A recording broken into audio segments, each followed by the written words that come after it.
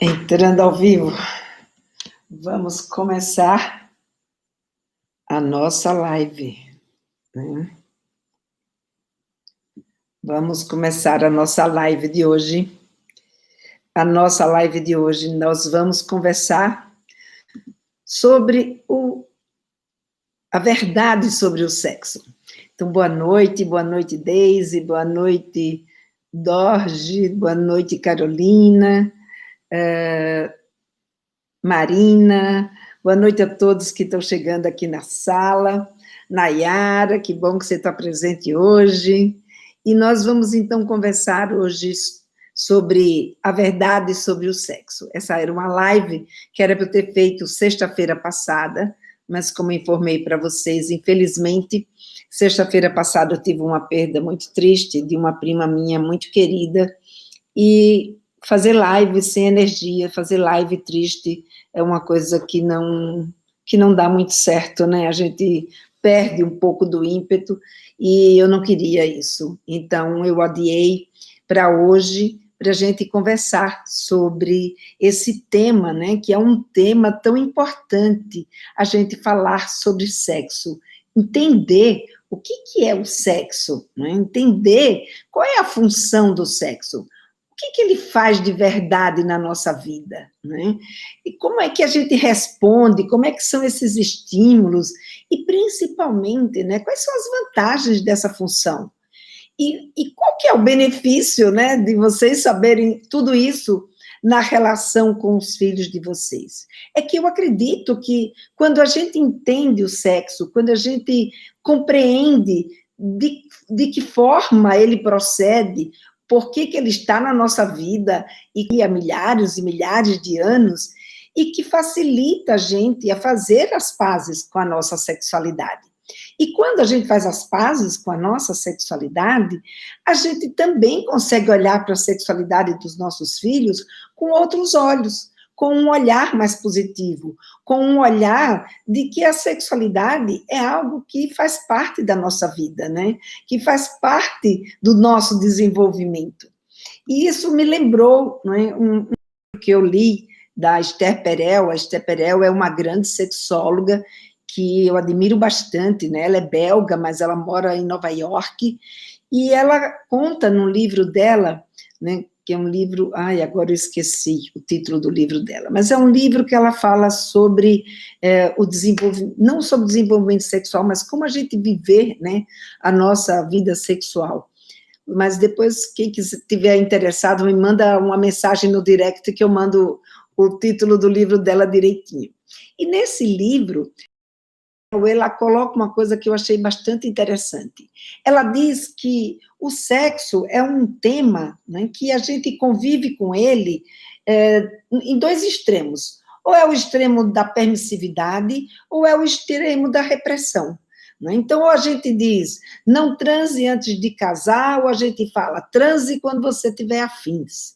Não transe, transar não é nada, não tem nada demais. Aí o outro já diz, é uma coisa muito especial, tem que ter amor. Ou seja, a gente vai criando, né, uma série de valores e fica flutuando entre esses dois extremos, que faz com que a gente, de fato, não consiga lidar com esse sexo da forma como ele precisa.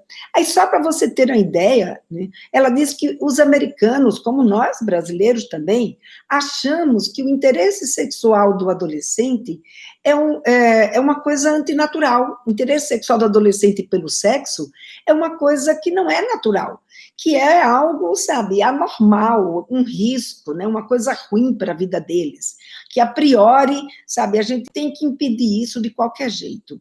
Já os europeus, eles olham para o interesse sexual do adolescente como sendo algo que faz parte do desenvolvimento dele, que é uma etapa rumo ao desenvolvimento de uma vida sexual saudável. E aí vocês vejam que interessante. O índice, né, de iniciação sexual, ou seja, a idade média, né, da primeira vez, da primeira relação sexual nos Estados Unidos, nossa, deu um branco aqui, em geral, 2 anos antes da média de idade que os europeus começam a ter atividade sexual.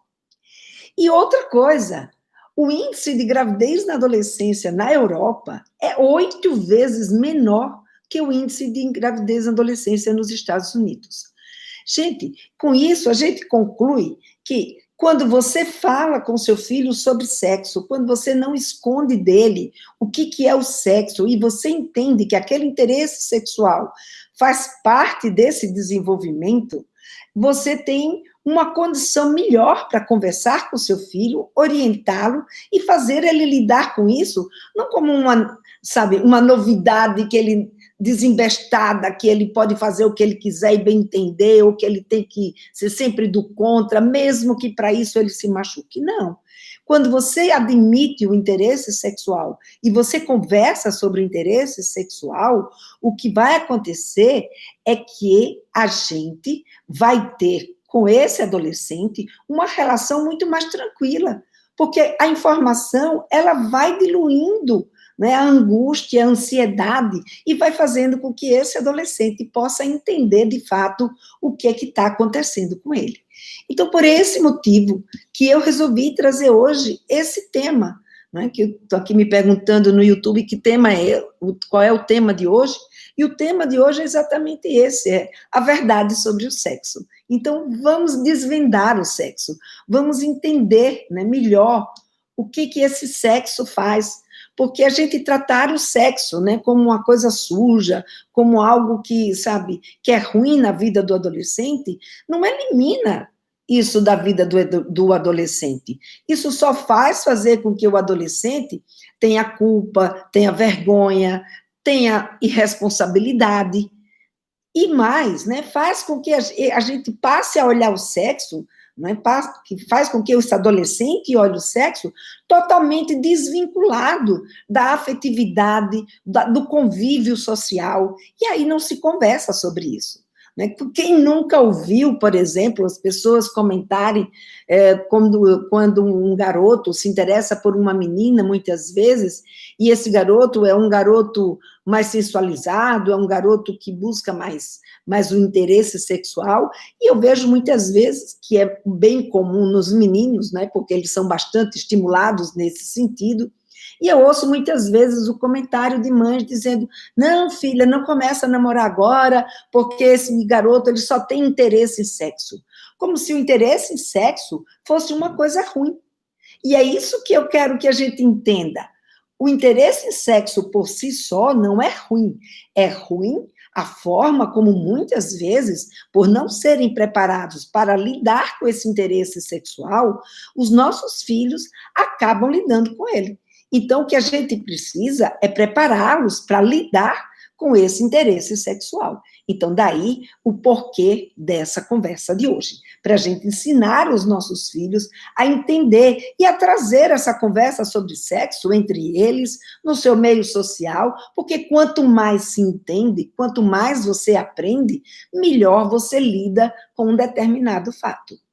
Então, vamos começar entendendo, né, o que é o sexo. O sexo é uma função nossa, é uma função que a natureza, né, nos deu do mesmo jeito que ela nos deu a função de comer, a função de dormir, a função de descansar, enfim, todas essas outras funções que a gente tem de respirar, todas essas outras funções que a gente tem para que a gente possa se manter vivo na vida. E o sexo é uma delas. E aí você pode me perguntar, poxa vida, Lena, mas uma pessoa que não faz sexo, ela morre? Não, uma pessoa que não faz sexo não morre. Mas se todos os seres humanos deixassem de fazer sexo, quem morreria seria a nossa espécie humana. Então, o sexo, ele não é uma condição vital individual, mas ele é uma condição vital para a nossa espécie. Portanto, se nós precisamos fazer sexo para poder nos reproduzir, o que a natureza fez? A natureza fez do sexo uma função essencial, para que a gente sentisse necessidade de fazer sexo. Porque a gente sabe que é fazendo sexo que engravida, isso hoje, né? E eu digo assim, há bem pouco tempo atrás. Então, meados, né,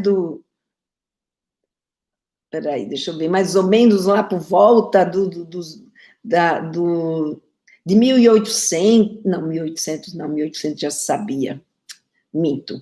É lá por volta do início, né,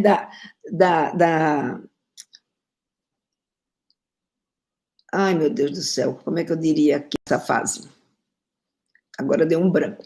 É quando a gente inicia a nossa condição de civilização, ou seja, que a gente começa a lidar um com o outro de uma forma diferente, né, de sermos simplesmente animais, é que a gente começa a entender o que de fato acontece com a reprodução. Até o início, né, ou seja, até enquanto a gente era nômade, quando nós éramos tribos que viviam mudando de lugar para lugar, o que acontecia? O ser humano não sabia que era através do sexo que se reproduzia. Então, no início da humanidade, para que os seres humanos transassem, como todos os outros animais, era necessário que eles tivessem um estímulo para que isso acontecesse. Senão, aquelas espécies não se reproduziam. É o que acontece até hoje ainda, com, por exemplo, o cachorro, com o gato, com o cavalo, com todos os outros animais que não têm, né, a capacidade do ser humano, que é a capacidade de reproduzir um comportamento, de entender esse comportamento, de falar sobre esse comportamento e de transmitir às suas novas gerações. Então, o que acontece? Esses outros animais, eles até hoje funcionam de um jeito para fazer sexo, que é através do estímulo do cio. Então, a fêmea entrou no cio, o macho sente o cheiro, isso provoca um desejo intenso nesse macho, e o fato dessa fêmea estar no cio, isso provoca no organismo dela uma aceitação maior para o sexo e um desejo maior para o sexo, e que vai fazer com que ambos consigam se encontrar, ter uma relação sexual e reproduzir. A gente um dia foi assim. Só que nós nos aculturamos, nós conseguimos evoluir. E nos aculturamos a partir do que em relação à reprodução?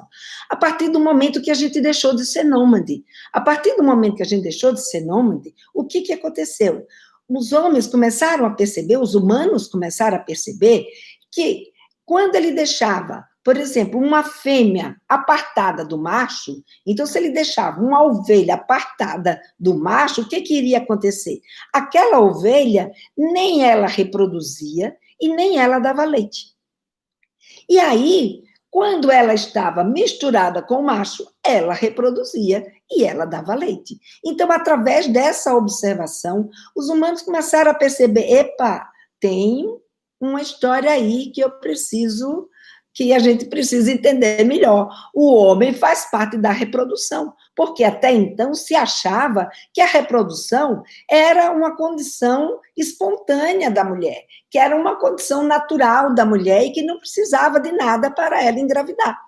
Só que aí eles começaram a perceber, não, o homem tem participação nessa reprodução. Então, é só a partir daí que eles começam a entender que tem uma participação nessa reprodução. E com isso, a gente começa a entender como é que começa a ver esse funcionamento. Então, no início, a gente tinha um funcionamento que se dava através desse funcionamento do cio, conforme acontecia com os outros animais. Mas, a partir do momento que a gente se torna bípede, o que acabou acontecendo com a nossa função sexual? A nossa função sexual agora, ela não se restringe mais só à questão do cio. Por que ela deixou de se restringir à questão do cio? Porque quando a gente se torna bípede, começa a acontecer uma coisa, uma necessidade de que essa fêmea precisava, como é que eu diria, compartilhar, né, e ter a companhia do macho para que eles dois juntos pudessem proteger a sua cria. E aí, o que vai acontecer com a nossa condição sexual? Ora, se para a gente fazer sexo até então, o que precisava era que no período fértil, essa fêmea, ela exalasse o cio, exalasse o cheiro do cio, e o macho sentisse que ela estava no seu momento, e se disponibilizasse a fazer sexo, e ela idem, agora começou a precisar de mais coisa, porque não era só durante o período, não era só durante o período do cio que a fêmea precisava ter o macho junto com ela. A fêmea precisava ter o macho junto com ela durante todo o processo que ela tinha que criar esta criança. E aí o nosso jeito de manter esse macho junto da gente foi aprendendo a fazer sexo fora do cio também. Então, o que acabou acontecendo? Tanto a fêmea como o macho humano tiveram que aprender a fazer sexo através de outros mecanismos que até hoje, biologicamente, a gente continua exalando o nosso feromônio durante o período fértil. Mas tantas coisas aconteceram que não é mais por conta desse cheiro que as pessoas se atraem. Até porque, se você perguntar para qualquer homem, para qualquer exatamente quando é que ela está no cio. Nem ele sabe, nem consegue identificar que uma mulher está no cio. Porque ela toma banho, porque ela se lava, porque ela usa sabonete, porque ela usa calcinha, usa calça comprida, usa uma série de artifícios que vai impedir que seja através desse tipo de estímulo que as pessoas vão se atrair. E para essa função da reprodução, é necessário que a gente atraia, não é, uma outra pessoa do sexo diferente para que essa reprodução aconteça. Então, a princípio, a gente tinha esse interesse no visual, não é? E o cio. Mas, depois, nesse momento que a gente precisou aprender a segurar esse macho do nosso lado, e esse macho está junto com esta fêmea, para que pudéssemos proteger as nossas crias, o que acabou acontecendo? E por que isso, né? Por que a gente precisava ter o macho do lado da gente para proteger as nossas crias? Como isso, Lena, em pleno século XXI, você vê uma coisa dessa? Pois é. Mas acontece que quando a gente virou bípede, o que acabou acontecendo? Quando nós éramos quadrúpedes, a fêmea pegava a criança e botava nas costas e saía, e aquilo ela tinha total liberdade para correr, né, do seu predador. Agora, quando a gente ficou bípede, aonde era que a gente passou a carregar o bebê? Aqui no nosso colo. E por carregar o bebê no nosso colo, nós perdemos, né, a possibilidade de nos locomovermos com facilidade com as nossas mãos. Então, o que acabou acontecendo? A gente ficou mais dependente, mais vulnerável. E com isso, a gente precisava da ajuda, né, do homem para que ele pudesse nos ajudar a proteger a nossa cria, porque sozinha a gente não conseguia fazer isso. Então, a gente seria presa fácil. E, para isso, então, a gente acabou desenvolvendo um outro jeito de manter esse macho do nosso lado, manter esse homem do nosso lado, e esse homem se manter junto com essa mulher, através de um outro jeito da gente se olhar sexualmente, da gente se encantar sexualmente, da gente desejar sexualmente, né? E esse outro jeito veio exatamente formar uma outra função do sexo, que é a função relacional. Então, através do erotismo e do romantismo, a gente passou a ficar mais próximo desse outro, não é? E fazer com que esse outro pudesse estar junto com a gente e fazer sexo com a gente. Então, quando a gente faz sexo, o que acontece? O sexo, ele gera uma sensação de prazer muito grande, principalmente quando a gente atinge o orgasmo. E quando você atinge o orgasmo, né, quando você tem essa sensação prazerosa, a gente vai, então, produzir, né, o que eles chamam de um pico de dopamina. A dopamina é um hormônio, que é um hormônio, né, que está diretamente ligado à paixão, que vai desenvolver nas pessoas um interesse muito grande pelo outro. Eles chamam até de uma obsessão pelo outro, né? De uma vontade de estar sempre junto com aquela pessoa, de querer fazer mais sexo com aquela pessoa, de querer que aquela pessoa esteja do seu lado. Então, essa dopamina, ela é um hormônio que vai influenciar muito, né, nesse desenvolvimento desse amor, né? Ele chama de amor romântico, mas que, na verdade, ela chama, que é a Helen Fisher, né, que é uma antropóloga que estudou todo esse desenvolvimento do cérebro e do comportamento humano em relação ao sexo, e ela diz, então, que a dopamina, ela é, então, esse hormônio que que está diretamente associado a essa vontade de você estar junto do outro, de você querer o outro, de você desejar o outro, né? Que tem essa obsessão pelo outro. E quando você também atinge o orgasmo, o que vai acontecer? A gente também libera mais 2 outros tipos de hormônio, que é a ocitocina, nossa, quase que não saiu, a ocitocina e a vasopressina. E o que faz esses 2 hormônios? Esses 2 hormônios, eles estão diretamente ligados ao quê? Ao apego, ao você conseguir ficar junto com essa outra pessoa, você ter tolerância, você ter, como é que diria, paciência, né? É o que eu chamei do amor propriamente dito, né? A dopamina, ela está diretamente ligada à paixão, e a ocitocina e a vasopressina, ela vai criar uma condição para a gente desenvolver o amor, ou seja, para a gente desenvolver essa paciência de estar junto ali com o outro, e nesse sentido, né, a Helen Fisher fala que esses sistemas, eles são sistemas cerebrais que foram desenvolvidos no ser humano, e foram desenvolvidos exatamente, né, com essa intenção de formação de pares, quando a gente precisou, né, viver em par para poder criar os nossos filhos. Então, quando o ser humano passou a precisar disso, então o nosso cérebro passou a desenvolver esse sistema. Então, o primeiro sistema, que é o impulso sexual, que esse, na verdade, já existia, né? A gente já tinha essa condição, mas esse sistema de impulso sexual, ele passou a ser importante quando ele vem porque pintou uma atração, pintou um desejo, ou seja, ela diz que esse é o sistema da escolha, é o que faz a gente escolher com quem a gente quer se relacionar, né? É o que ela chama até assim, é a caça dos parceiros sexuais. Isso aí, ela ajuda, né, a gente a encontrar o parceiro sexual que a gente deseja.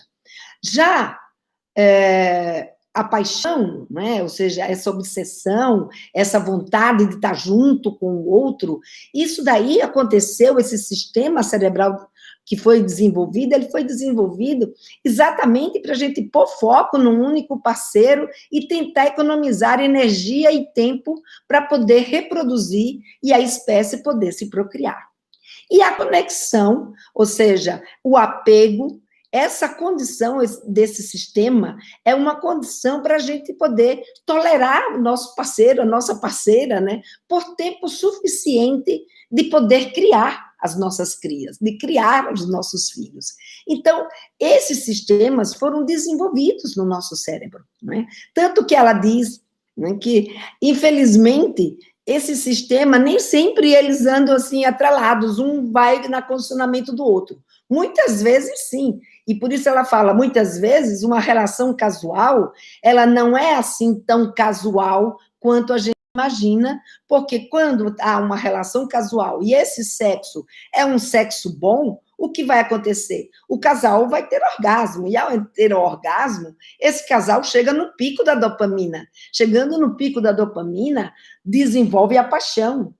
E se esse casal tem essa relação, e isso continua a acontecer, né? Ou seja, liberar ocitocina, vasopressina, ou seja, esses hormônios do apego, esse amor acaba se desenvolvendo. Então, veja bem, o sexo em si, ele não é só uma questão de estímulo e resposta. Ele tem toda uma série, né, de processos que vão acontecer no nosso organismo e que vai fazer com que a gente não só viva simplesmente uma sensação de prazer maravilhosa e acabou. Não, isso tem consequências nas nossas relações. Essa relação de prazer, ela é extremamente importante porque ela causa consequências, né, na nossa vida, como a gente pôde ver agora no que eu apresentei para vocês. E como é que se dá essa relação? Né? Como é que funciona esses estímulos? Então, como eu falei para você, agora a gente não se estimula só pelo cheiro do cio. Aliás, esse daí, tadinho, é o que é menos usado hoje em dia nas relações humanas. A gente pode se citar, né, por vários motivos. Mas antes da gente se citar, há um estágio anterior que a Helen Kaplan ela descreveu como desejo sexual. O que é esse desejo sexual? O desejo sexual é aquela condição que a gente tem, né, de ter vontade de fazer sexo. Ou seja, do mesmo jeito que a gente tem a condição para sentir fome, a gente tem a condição para ter o desejo sexual. Então, o desejo sexual, muitas vezes, ele é confundido com a excitação, né? Mas a excitação é uma coisa e o desejo sexual é outra. O desejo sexual é uma predisposição para o sexo. É algo que a gente tem e que, se a gente for estimulado, isso vai acontecer. Se a gente não for estimulado, ele fica lá.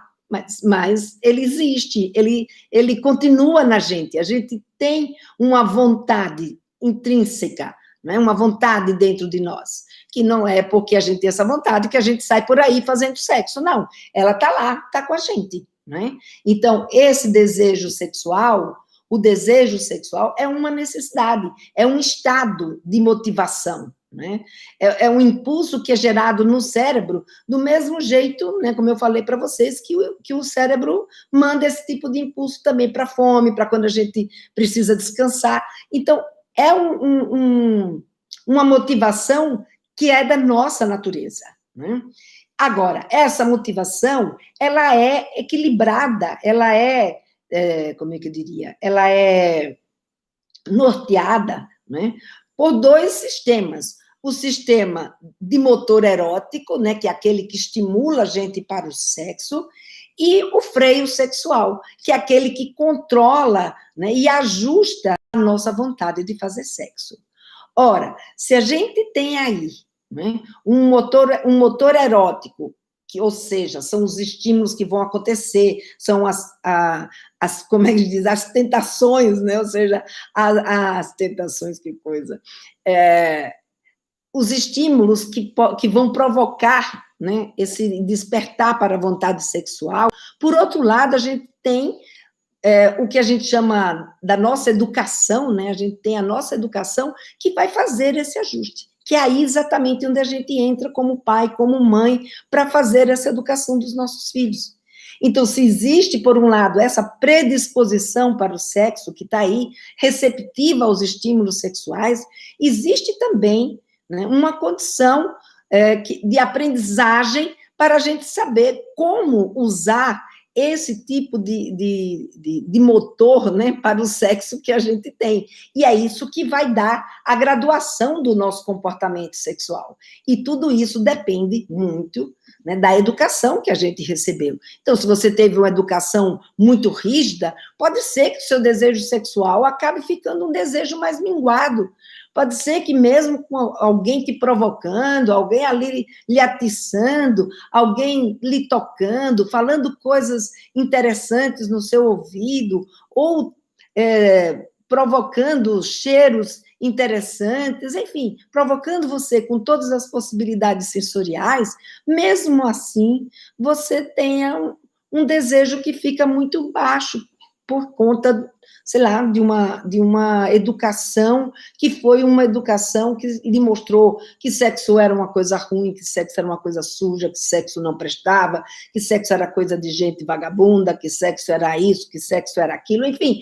E a gente vai assimilando esse monte de mensagem e muitas vezes, mesmo quando a gente está numa condição, esse freio vai neutralizando o nosso desejo e vai tirando o nosso desejo. Em contrapartida, uma outra pessoa que ela é criada com um olhar positivo, uma pessoa que é criada com uma condição aonde, não é, essa pessoa pode ver o sexo como algo positivo para a vida dele ou para a vida dela, essa condição é uma condição que vai poder desenvolver neste adolescente um olhar saudável, uma relação saudável com a sua vida sexual.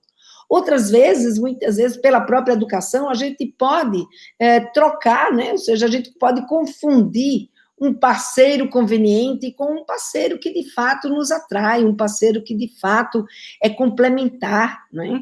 Então, a gente vai ter por aí, dependendo da educação que a gente receba, a gente pode fazer escolhas adequadas ou não, de acordo com os valores e com aquilo que a gente olha.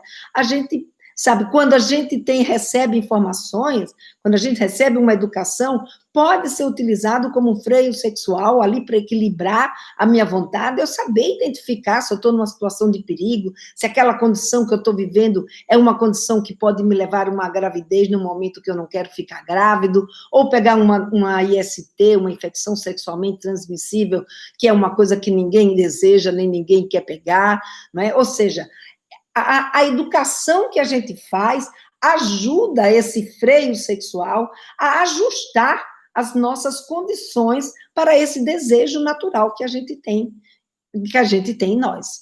E aí é óbvio, né, que se nesse desejo você encontra uma receptividade, ou seja, se a pessoa que você gostaria está ali do seu lado, se vocês começam a trocar estímulos sexuais, o que vai acontecer? Aí sim começa a haver essa excitação.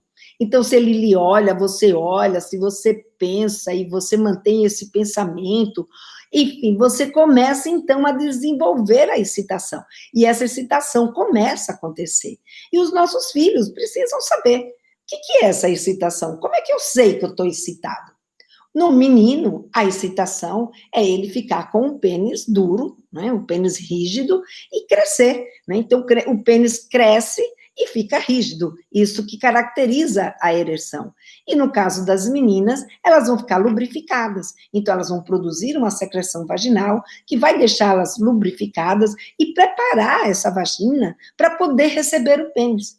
Então, quando uma mulher ela é bem preparada, ou seja, ela se deixa excitar bastante, ela na hora da relação sexual, propriamente dita, ou seja, na hora da penetração, ela tem toda a condição para acolher e receber esse pênis que vai penetrá-la, né? Esse homem com seu pênis que vai penetrá-la. Então, essa é uma condição, né, que a gente tem, que a gente desenvolveu para poder esse sexo acontecer de uma forma agradável. Né?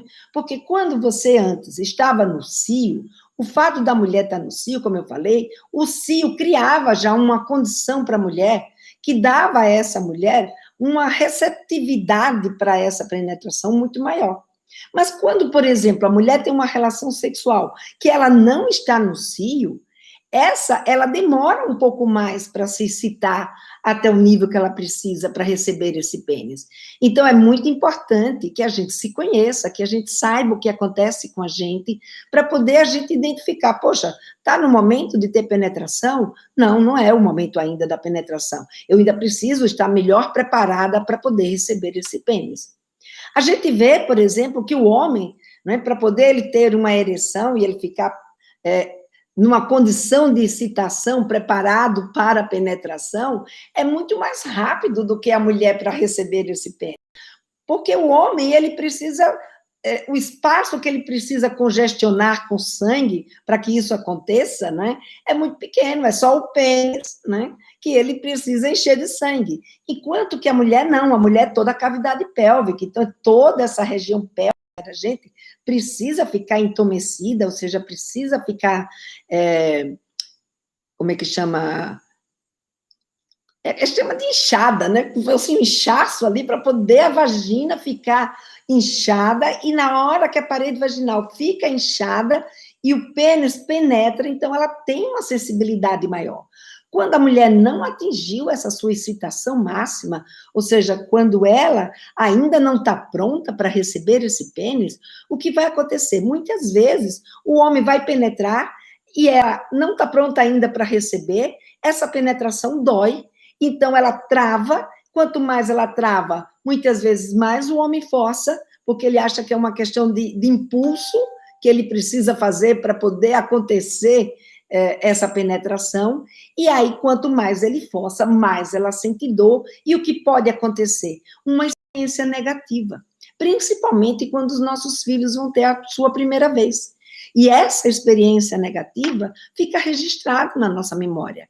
E quando vem uma segunda experiência, a gente, aciona, né, essa memória dessa experiência que não foi tão positiva, e com isso a gente acaba não se estimulando, não desejando, e aí volta, né, tem todo aquele processo, né, que aniquila o desejo sexual, que por sua vez não provoca excitação, e não provocando excitação, o que vai acontecer? A gente não vai ter o orgasmo, né?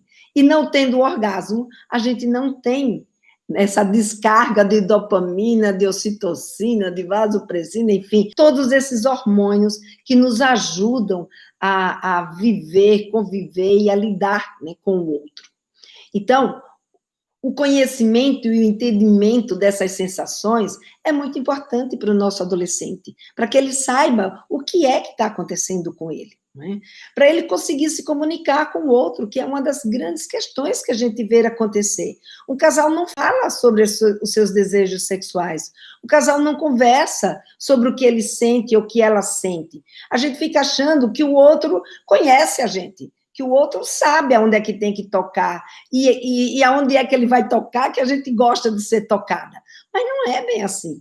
A gente só vai saber o que nos excita se a gente experimentar essas sensações e tiver a possibilidade de compartilhar com o nosso parceiro, né, com a nossa parceria, aquilo que a gente sente, aquilo que a gente gosta, aquilo que nos faz feliz, aquilo que nos dá uma sensação gostosa. Porque não é tocar em qualquer lugar, de qualquer jeito, que faz com que a pessoa sinta prazer.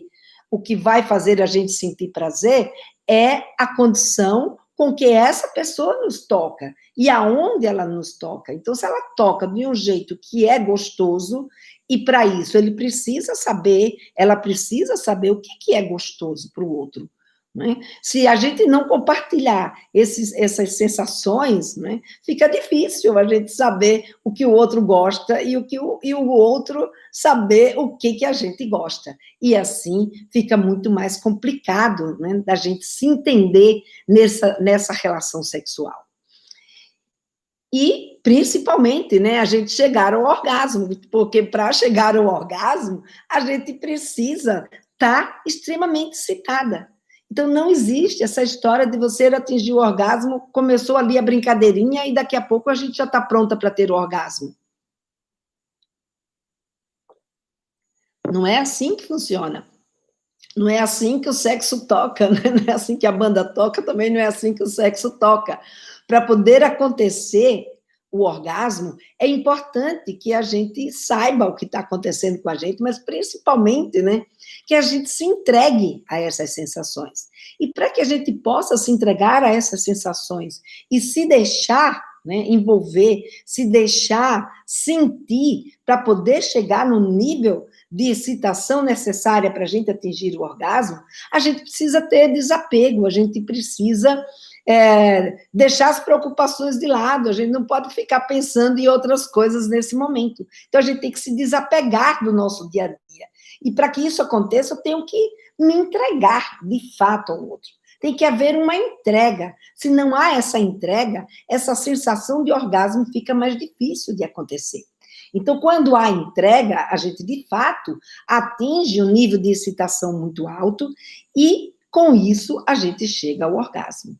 E aí, muitas vezes, as mulheres me perguntam, mas, Lena, né, como é que a gente sabe que chegou nessa excitação máxima? Como é que a gente sabe que está na hora, né, de acontecer essa penetração?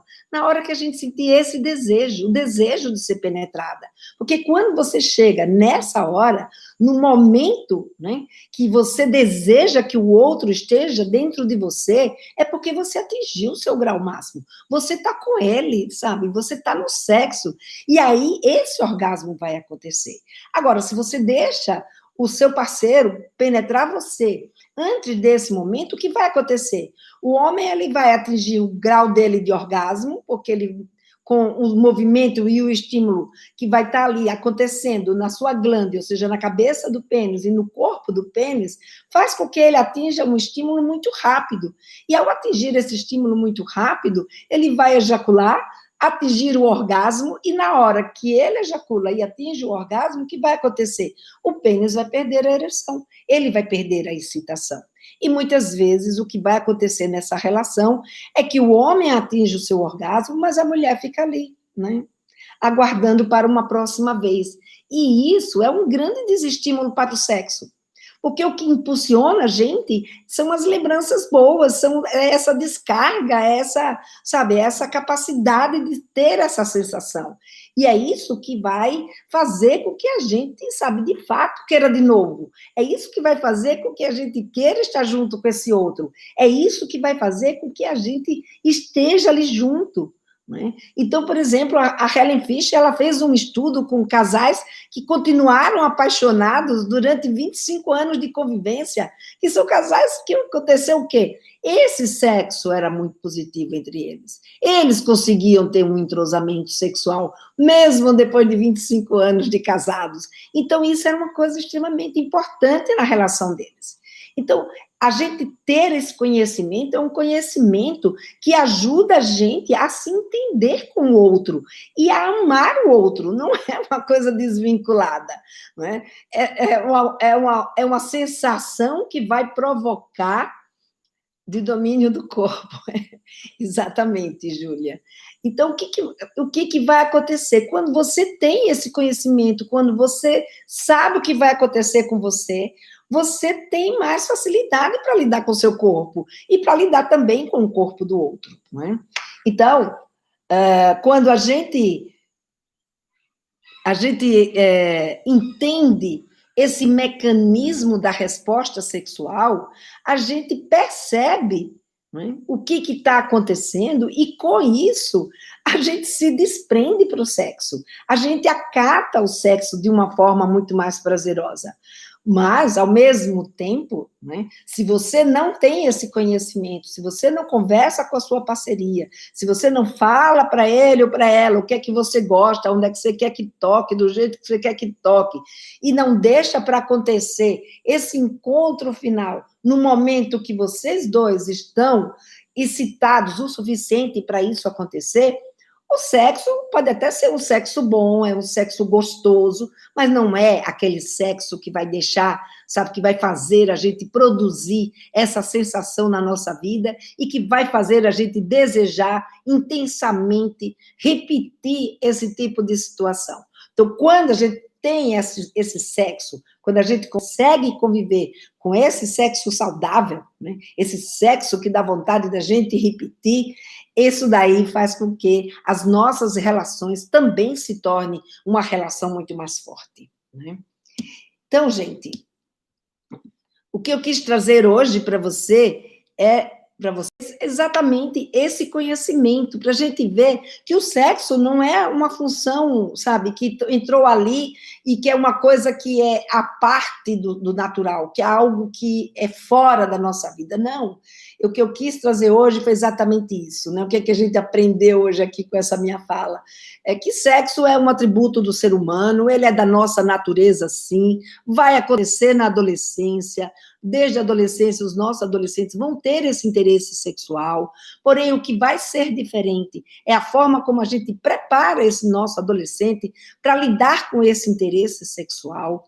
Né? A gente tem aí uma função reprodutiva, mas também o sexo, ele é uma função sexual e relacional. A gente viu como é que a gente fez essa transposição dessa função apenas sexual para uma função relacional, que faz com que a gente se complemente como casal, que faz com que a gente se interesse um pelo outro, não é? E que isso vem exatamente a partir desse desejo, né, dessa paixão, desse apego que a gente desenvolve a partir das nossas relações sexuais. E entendemos, né, também como se dá essa resposta sexual, o que é desejo, o que é excitação, o que é orgasmo, e principalmente qual é o nosso papel na educação dos nossos filhos, para que eles aprendam sobre essa condição tão maravilhosa que a gente tem, que é da nossa função sexual. E para isso, gente, né, eu até gostaria de fazer aqui um exercício, né, com vocês, para a gente avaliar. Naturalizar o sexo e a sexualidade faz necessário para quebrar os tabus e as crenças errôneas. Isso, Juliano. É Julian ou Juliano? Agora eu não acho que é Juliano. Exatamente, Juliano. O que acontece, e foi exatamente por isso, né, que eu trouxe essa live de hoje aqui, que é para a gente ver que quanto mais a gente faz, quanto mais a gente sabe, quanto mais a gente entende do sexo, melhor fica as nossas relações, tanto da gente com a gente mesmo, quanto da gente com os nossos filhos. Fabi, ai que difícil. Não, Fabi, não pense assim que é difícil. É difícil porque é a primeira vez, talvez, que você ouça, né? Ai, Juliano, que saudade de você. Isso. Então, veja, esse conhecimento é um conhecimento importante para que a gente saiba lidar com a nossa condição sexual. Não é difícil, Fabi, é porque muitas vezes a gente não entrou em contato, e tudo aquilo que a gente não entrou em contato, a gente não aprendeu, não trouxe para o nosso cotidiano, a gente acaba achando muito difícil. Mas à medida que a gente vai se informando, que a gente vai procurando saber, a gente vai vendo isso. Eu queria fazer um teste aqui com vocês, né? Eu vou pedir para vocês fazerem um teste que eu chamo teste da satisfação sexual. Eu queria que vocês fechassem os olhos, né, e pensassem, idealizassem a relação sexual. O que seria uma relação sexual boa e desse para essa relação sexual maravilhosa que vocês idealizam como seria para vocês, uma nota 10. E depois você desse 0 para aquela nota, para aquela relação sexual que você consideraria a pior relação sexual que alguém pudesse ter. Em seguida, eu quero que vocês fechem os olhos e olhem para a vida sexual que você tem hoje. Que nota que você dá para a vida sexual que você, mãe, que você, pai, tem hoje? Tem uma formiguinha aqui perto de mim. Que nota que você daria para essa vida sexual? O grau de satisfação é quanto mais próxima a sua nota for da nota da relação sexual maravilhosa, maior é a sua satisfação.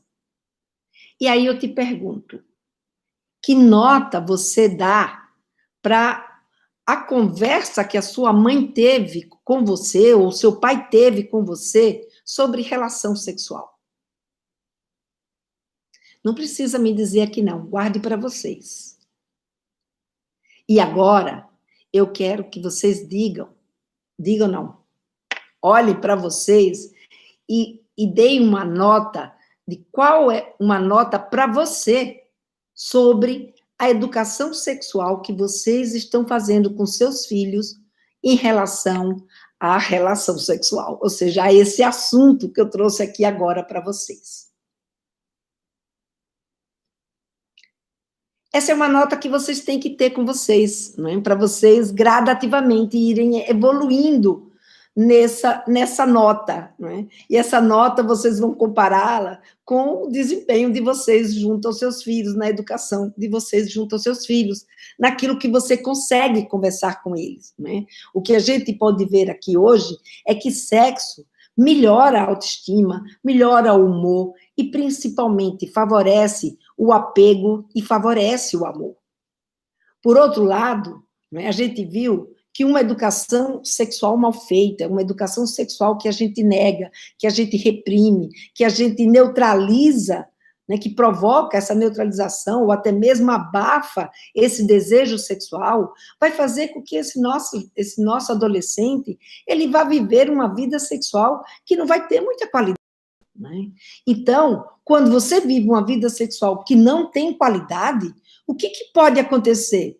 O que pode acontecer é ele não ter orgasmo, pode acontecer nossa filha não sentir orgasmo, e eles não sentirem orgasmo, também pode acontecer o quê? Que não haja apego, que não haja amor. Então, quando a gente não educa os nossos filhos para o sexo, nós também estamos negligenciando na nossa educação para o amor. É isso que eu gostaria de deixar hoje aqui como essa mensagem, né? E dizer, se você ainda não consegue conversar com seu filho ou com a sua filha sobre sexo, não deixa de se inscrever na minha minissérie que começa amanhã, Sexualidade se Aprende em Casa, que é um evento gratuito, online, que vai acontecer em 4 capítulos, né? Onde eu trago para vocês informações que podem lhe ajudar. Se está difícil conversar sobre sexo, se está difícil ter essa conversa com seu adolescente, nessa minissérie eu vou trazer para vocês insumos, informações que vão poder te ajudar a ter essa conversa, a trazer a conversa sobre sexualidade para o seu cotidiano, para ser parte do seu dia a dia, e não mais, né, algo que seja anormal, algo que foge. Se você quer que o seu filho só tenha filhos quando ele, sabe, puder tê-los, se você quer que o seu filho ou sua filha tenha uma vida sexual saudável, se você quer que o seu filho ou a sua filha sejam protegidos de abuso sexual, de infecções sexualmente transmissíveis, que não vivam uma relação abusiva, só tem um jeito: conversar com seus filhos sobre sexualidade. Esse foi o caminho que eu encontrei para a minha vida com os meus filhos, e é o caminho que eu trago aqui todos os dias, né, para ajudar mães e pais a abrir esse canal de comunicação e a gente trazer essa conversa sobre sexo e sexualidade de uma forma, sabe, leve, tranquila, que a gente consiga conversar no dia a dia, fazer esse assunto, fazer parte do nosso social, da nossa afetividade, e não algo apartado, né, como sendo uma coisa antinatural e que a gente tem que evitar a todo custo. Não, sexo e a sexualidade é parte da nossa vida. Então, se vocês quiserem fazer alguma pergunta, se vocês tiverem alguma dúvida, né, pode perguntar. E quem quiser se inscrever na minha minissérie Sexualidade se Aprende em Casa, quem está aqui no YouTube, é só ver na descrição do vídeo, e para quem está no Instagram, entra no meu perfil, e para quem estiver me assistindo no Facebook, também tem na descrição do vídeo o link para vocês se inscreverem na minissérie Sexualidade se Aprende em Casa. Aqui tem uma pergunta, estou marcando tudo, a live de hoje está muito boa, como sempre. Obrigada, Nayara. Como a mulher saber que ela teve orgasmo? O que ela vai sentir? Que bom que você perguntou isso, Nayara.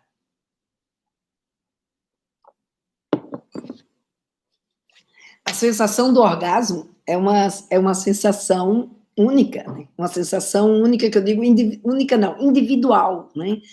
Agora, existem algumas questões que a gente vê ser comum nas pessoas. Quando você entra em orgasmo, há um disparo maior do seu coração, né? Você tem um gasto de energia maior, você fica ofegante, você tem, algumas pessoas sentem vontade de gritar, outras pessoas têm vontade de respirar mais forte, há uma contração muscular, então, na hora que a pessoa sente o orgasmo, ela pode sentir uma vontade de se contrair, né, de ficar mais tensa, mais tensa não, mais contida, né, na sua musculatura só, porque não é na sua cabeça, né, há uma contração mesmo dos músculos, então há toda uma sensação que pode ser, respostas físicas, né, que pode ser dada, mas há uma sensação que é individual, ou seja, quando isso está acontecendo, da forma como está acontecendo, é uma sensação que causa uma gratificação muito grande, é como se aquela pessoa se sentisse, sabe, realizada, é uma coisa muito boa, é uma coisa muito, muito prazerosa. Então, é uma sensação de muito prazer. Então, quando a pessoa sente essa sensação de gratificação, de que, de fato, ela, sabe, ela está satisfeita, ela se sentiu contemplada. Né? Então, essa sensação que é a sensação do orgasmo, né? Que é uma sensação que tem uma duração curta, não é? A sensação, o processo da excitação, ele é mais longo, mas do orgasmo propriamente dito, né, esse pico, essa sensação intensa que a gente vai ter, ela dura aí uma questão apenas de segundos, tá? Lena, já me inscrevi na minissérie, preciso disso, de conversar com minhas filhas. Seja bem-vinda, Miriam, eu tenho o maior prazer, né, de recebê-la. Que bom, todos vocês que quiserem participar da minissérie, tá aí o link para vocês se inscreverem. Essa live vai ficar salva? Sim, Ana, essa live vai ficar salva, não sei por quanto tempo, mas ela vai ficar salva, né? Pelo menos essa semana e na outra ela vai ficar salva, e você pode assistir ou compartilhar com quem vocês acharem, né, que esse assunto pode interessar. Então, e compartilhe também com outras pessoas que vocês julgam que podem se interessar por esse assunto. Compartilhem também a minissérie Sexualidade se Aprende em Casa.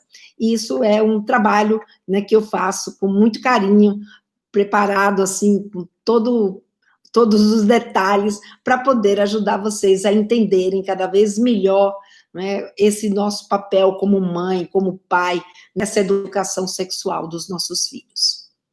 Bom, se vocês não têm perguntas para fazer, eu vou encerrando por aqui hoje a minha participação e aguardo vocês na minissérie Sexualidade se Aprende em Casa, que começa amanhã, né? Então, amanhã, às 8 horas, já será disponibilizado no e-mail de vocês, para quem se inscreveu, obviamente. Quem não se inscreveu não vai ter acesso, você precisa se inscrever para ter acesso.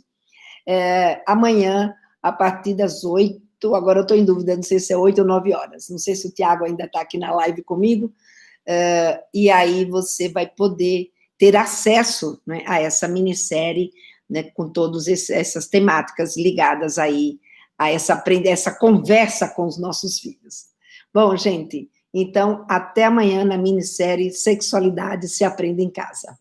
Um grande beijo para vocês e até lá.